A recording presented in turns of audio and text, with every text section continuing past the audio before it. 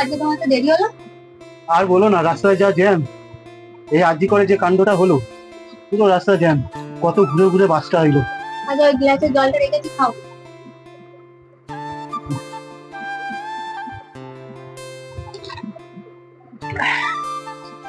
বলছি একটা কথা বলবো।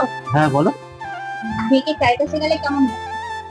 হ্যাঁ ভালো বলেছে, যা দেশের যা অবস্থা, একটু মেয়েকে ক্যারাটে শিখিয়ে রাখা ভালো। এই দেখো, চাইনা ক্যারেক্টারটা।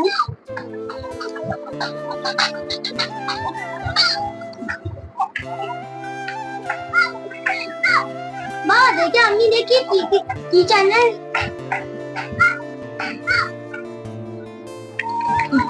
চল। দেখি।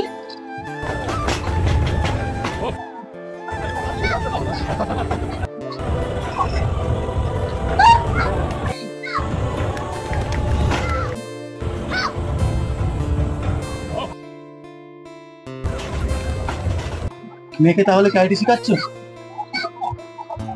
ক্যারাটে শিখবি তো? কেন, কি হলো?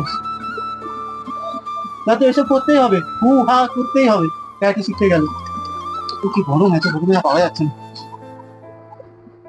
দেখো তোমার মেয়ে কি করছে ক্যারাটে দেখে। ক্যারাটে শিখবি তো তাহলে? হ্যাঁ বাবা, আমি কোথায়? তোকে ক্যারাটে শিখতে হবে, তোকে ক্যারাটে শিখতেই হবে। পালাচ্ছিস কোথায়? তোমাদের জন্য একটা কথা শুনতে হবে। কি কথা? বাবা, তোমার কাছে অনেক টাকা আছে, নাহলে আমাকে ক্যারেক্টার শেখাতে পারবে। আমাদের দেশে অনেক গরিব মা বাবা আছে, তাদের মেয়েকে কে ক্যারেক্টার শেখাবে? আমাদের ভারতে জাস্টিস কর আর কর, এটা আমাদের চাই।